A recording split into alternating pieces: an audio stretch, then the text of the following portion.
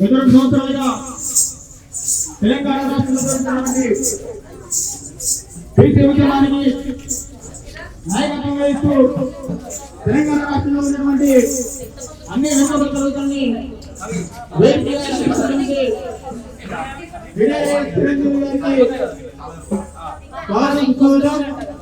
అదేవిధంగా తెలంగాణ ఉద్యమంలో తన పాల్గొని తన ఆడుకొని తెలంగాణ రాష్ట్రంలో ఉన్నటువంటి జనాలందరినీ తెలంగాణ రాష్ట్ర సాధన కోసం ఒకే తాడిపై నడిపినటువంటి మానవ వరంగల్ శ్రీనివాస స్వాగతం స్వాగతం. అదేవిధంగా ఈ కార్యక్రమానికి అన్ని విధాలు సహకరిస్తూ మొదటి నుంచి మా వెనుగంటగా ఉన్నటువంటి మా కేవీ గౌడ్ గారికి, మా శివన్నకి, ఉస్మానియా యూనివర్సిటీ వేదికగా అనేక విద్యార్థి ఉద్యమాలు చేస్తూ తెలంగాణ రాష్ట్రంలో ఉన్నటువంటి వెనుకబడిన తరగతులు ఈ ఉస్మానియా యూనివర్సిటీలో ఎక్కువ చదువుతా ఉన్నారు.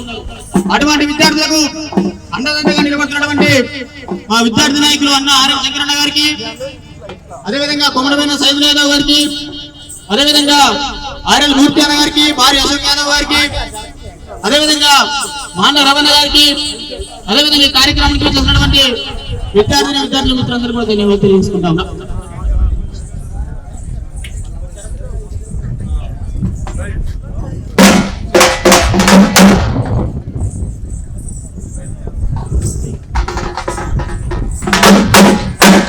తెలంగాణ రాష్ట్రంలో కాంగ్రెస్ పార్టీ ప్రభుత్వం ఏర్పాటు చేసిన తర్వాత దాదాపు 2 సంవత్సరాల సుదీర్ఘ పోరాటం తర్వాత తప్పని పరిస్థితుల్లో ఈ రాష్ట్రంలో కులగణన చేయడమే కాక ఆ రోజు కామారెడ్డి డిక్లరేషన్ లో ప్రకటించినట్టుగా 42% రిజర్వేషన్లు ఖచ్చితంగా విద్యా ఉద్యోగ రాజకీయాలు ఏర్పాటు చేస్తామని చెప్పి అసెంబ్లీలో బిల్లు పెట్టి కేంద్ర ప్రభుత్వం ఒప్పించింది.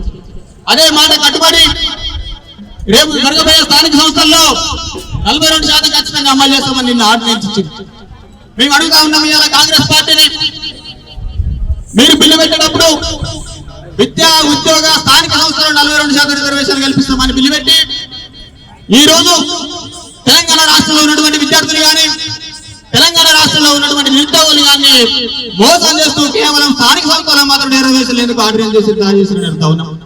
ఈ రోజు మేము కేంద్ర ప్రభుత్వాన్ని అడుగుతా ఉన్నాం, మీరు ఒకవైపు ఈ దేశానికి బీసీ ముఖ్యం ప్రధానమంత్రి చేస్తున్నామని చెప్పుకుంటూ మేము బీసీ పక్షపాతులం అని చెప్పుకుంటూ దాదాపు 4 రోజుల తెలంగాణ శాసనసభ మీకు బిల్లు పంపి మీరు ఎందుకు అసెంబ్లీలో ఎందుకు 9వ షెడ్యూల్లో పెట్టలేరని చెప్పి మేము అడుగుతా ఉన్నాం. ఒకవైపు ఈ దేశమంతా రాహుల్ గాంధీ తిరుక్కుంటూ ఈ దేశంలో ఉన్నటువంటి వెనుకబడిన తరగతులకు, ఈ దేశంలో ఉన్నటువంటి అట్టడుగు వర్గాలకు మనం ఖచ్చితంగా న్యాయం చేయాలని చెప్తా ఉన్నాం. ఈరోజు తెలంగాణ రాష్ట్రంలో తెలంగాణ రాష్ట్ర ప్రభుత్వం నామినేటెడ్ పదవుల్లో కానీ కార్పొరేషన్ పదవుల్లో కానీ మీరు ఎందుకు బీసీలకు అన్యాయం చేస్తారని అడుగుతా ఉన్నాం. మేము చెప్తా ఉన్నాం, రేపు కనుక మీరు ఏ విధంగా స్థానిక సంస్థల్లో ఆర్డినెన్స్ 42% అమలు చేస్తా ఉన్నారో వెంటనే విద్యా ఉద్యోగాల్లో కూడా 42% రిజర్వేషన్ ఆర్డినెన్స్ ద్వారా అమలు చేసి మా విద్యార్థులకు నిరుద్యోగులకు న్యాయం చేయాలని డిమాండ్ చేస్తా ఉన్నాం. ఒకవేళ కనుక మీరు ఆ పని చేయకపోతే ఈ రోజు ఆర్ట్స్ కాలేజ్ నుంచి ఎల్లమ్మ గుడికి పోతున్నటువంటి పోరం రేపు ఆర్ట్స్ కాలేజ్ నుంచి అసెంబ్లీకి వస్తుంది. మేము ఇలా చెప్తా ఉన్నాం, కేంద్ర ప్రభుత్వం వెంటనే విద్యా ఉద్యోగ స్థానిక సంస్థల 42% రిజర్వేషన్ బిల్లుని తెలంగాణ రాష్ట్ర ప్రభుత్వం ఆమోదించి పంపిందో రేపు పార్లమెంట్ సమావేశాల్లో రాజ్యాంగ సవరణ చేసి ఖచ్చితంగా 9వ షెడ్యూల్ పెట్టాలని చెప్తా ఉన్నాం.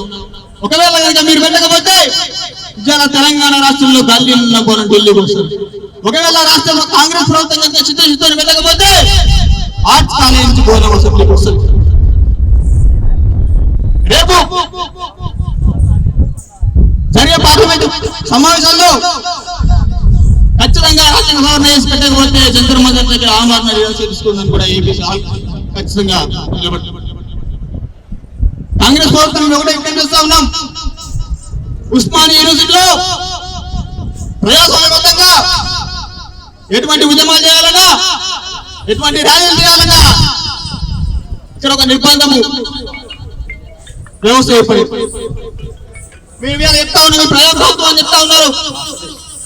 మీరు ఆ రోజు ఎల్పీ స్టేడియంలో ప్రమాణ స్వీకారం చేస్తున్నప్పుడు కంచెలు తొలగిస్తున్నారు. ఒకవైపు ప్రమాణ స్వీకారం జరిగింది, ఒకవైపు రాష్ట్రంలో ఉన్నటువంటి కంచెలు తొలగించి మరి ఎందుకు మీరు ఉస్మానియా యూనివర్సిటీలో కంచెలు వేస్తా ఉన్నారు?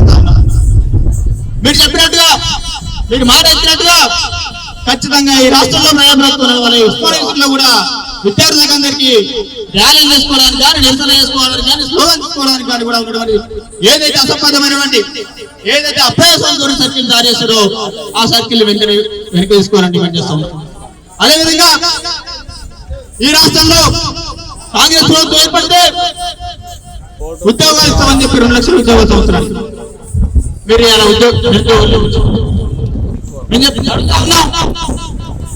కేసీఆర్ ప్రభుత్వం దిగిపోయేటప్పుడు వేల కోట్ల పెండింగ్ లో స్కాలర్షిప్ ఉన్నాయండి. మీరు రాగానే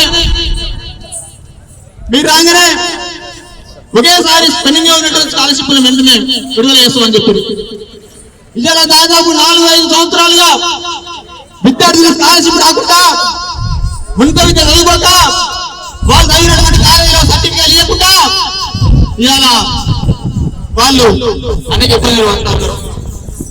ఇవాళ మేము వెంటనే డిమాండ్ చేస్తా ఉన్నాం, ఏదైతే పెండింగ్లో 77,500 రూపాయల స్కాలర్షిప్ ఉన్నదో దాన్ని వెంటనే విడుదల చేయాలి.